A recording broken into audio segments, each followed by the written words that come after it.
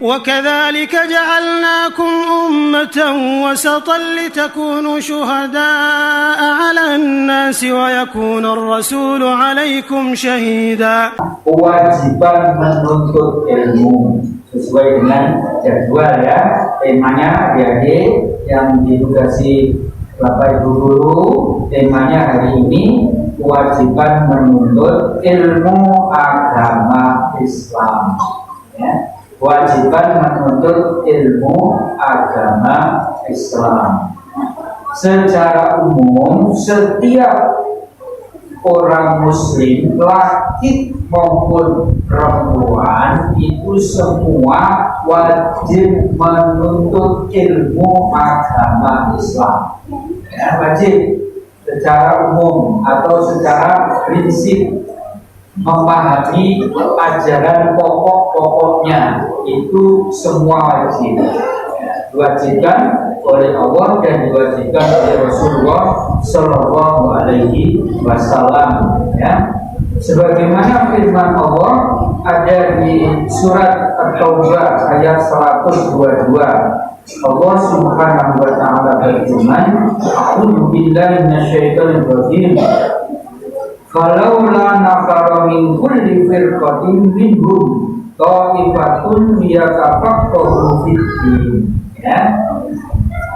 Mengapa tidak andaikan ada segolongan atau sekelompok orang dari setiap firqah ya, hanya setiap jamaah, setiap kelompok dari mereka itu ada ta'ifatun, itu golongan untuk apa? Dia tafaqquh untuk memahami fikih agama, agama Islam. Yang dimaksud di sini agama Islam.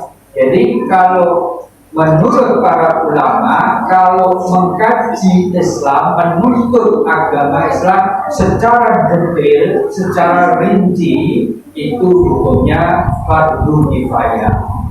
Ya. Artinya kalau kita jangan sampai semua ikut yang lain ya, ikut perang semua, tapi tidak ada yang memahami agama Islam. Jangan, firman Allah begitu.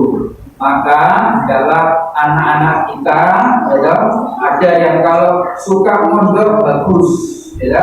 Kalau sekolah yang Islam, yang ada agamanya Islam, yang diajari yaitu akidah ya, supaya imannya mantap, yang diajari ibadah supaya ibadahnya benar, diajari akhlak supaya menjadi anak yang sopan santun, dan diajari interaksi, komunikasi, hubungan sesama manusia supaya dalam berhubungan, bertetangga, bermasyarakat, berbangsa, bernegara itu menjalankan nilai Islam ya, yang betul-betul yaitu memiliki peradaban yang tinggi sesuai dengan keinginan Muhammadiyah sekarang sedang gencar-gencarnya, yaitu mengenalkan Islam berkemajuan.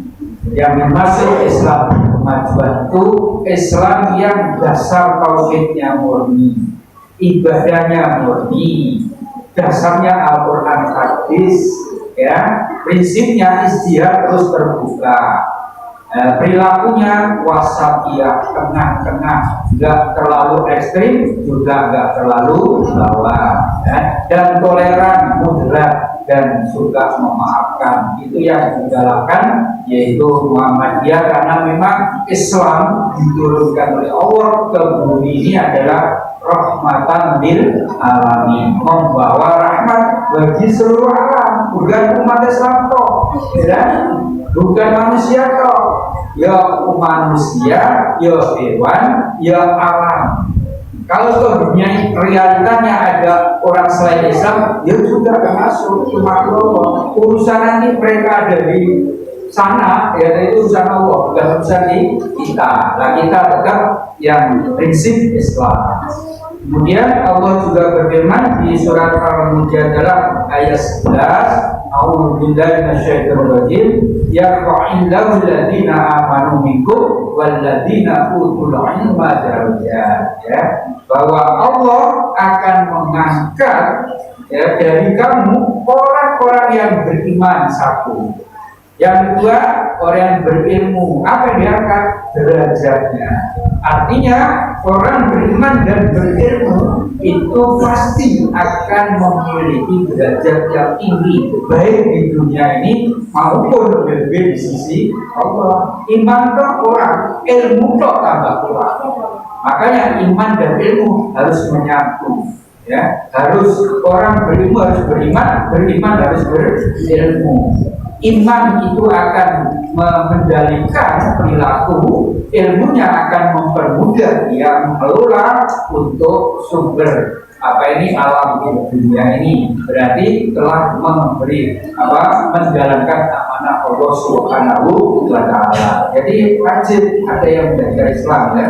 Jadi kalau secara umum semua, tapi kalau saya pikir ngerti tafsir, ngerti ilmu hadis, ngerti usul fikih, ngerti akhlak, ngerti nahwu, ngerti sorof ya, ngerti balaghah, ngerti usul fikih, ya itu sebagian ya.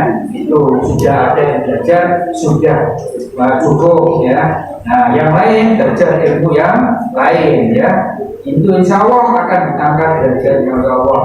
Dan yang menurut Nabi Sallallahu Alaihi Wasallam bahwa beliau bersabda, "Utlubul ilma minal mahdi ilal lahdi." Tuntutlah ilmu itu sejak dari buaya ibu, gendongan ya, gendong mulai kecil itu sudah suruh nuntut ilmu. Ya apa caranya ada bayi nuntut ilmu? Ibunya yang ngajari ya, diukur, digendong, dimasukkan kalimat-kalimat thayyibah ya, walaupun anaknya belum bisa, itu bawane ibu-ibu ya ngomong bismillah, itu masuk memberi sukmane bayi ya. Lalu nanti mau makan didoakan ya, mau tidur didoain. Itu caranya ngajari anak bayi yang sudah masih di gendongan. Nanti ilal mati sampai ke liang harta itu menuntut ilmu agama itu orang waktu cilik nonton ya, masih awal wis tuwek ya, terus kempong merah itu bisa menuntut ilmu agama. Ya meniku lewat haji, lewat motor sendiri ya, lewat yang lain yang baik-baik. Karena di sini sampai liang lahat berarti sampai mati ya, baru berarti gitu ya.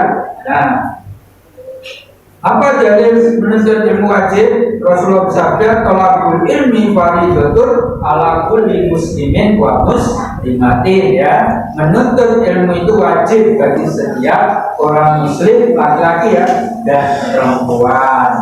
Yang terakhir, hikmah, pahala atau faidah menuntut ilmu itu satu, pulau panjenengan dimudahkan masuk surga.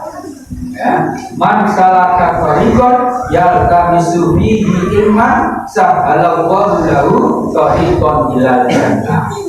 Siapa yang mencari jalan jenengan dari rumah ke sini hujan-hujan, perlu tarawih, perlu sholat isya, perlu murono kultum, ya, itu menuntut ilmu, cari jalan ya untuk menuntut ilmu. Maka demikian itu akan dimudahkan oleh Allah bagi orang itu menuju surga.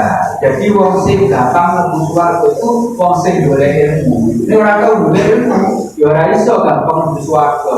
Angel wis ya ora duwe ilmu ya. Karena itu jangan bosan-bosan menuntut ilmu. Yang kedua, bahwa pahala menuntut ilmu itu seperti jihad fisabilillah. Ya, Rasulullah bersabda, "Man kharaja fi talabil ilmi kana fisabilillah hatta yarji." Siapa yang keluar rumah untuk menuntut ilmu, maka statusnya ia adalah seperti jihad fisabilillah sampai ia kembali. Ini jenengan bermono drama kula tak kira 15 menit ya atau 20 menit. Itu saat 20 menit itu statusnya dengan itu jihad fisabilillah. Bukannya sepuluh hari ya kan. Nah, yang pahala yang lain dilipat gandakan ya. Jadi orang nuntut ilmu sahaya toh itu lebih apik tinimbang sholat 1 rakaat. Ning sabab luwih apik tinimbang salat 1000 rakaat. Oh, ilmu itu penting. Banyak hikmahnya. Kalau saya jelaskan semua sampai subuh. Turun sampai subuh. Malah sahur lah. Sengaja. Hikmahnya tertutup. Suatu saat akan saya jelaskan ya. Lagi kalau ketemu lagi. Wah kapan? Tolong ngarep meneh. Ya. Nah, jadi inilah yang dapat kami sampaikan. Semoga bermanfaat bagi kita semua dan mudah-mudahan kita bisa melaksanakan dengan sebaik-baiknya. Saya berdoa mudah-mudahan perpanjangan diberi Allah sehat walafiat, cukup rezeki yang berkah, panjang umur yang bermanfaat, dan nantinya kalau dipanggil Allah husnul khotimah. Demikian nasrullah wa rahmatullahi wa barakatuh. Wassalamualaikum warahmatullahi wabarakatuh.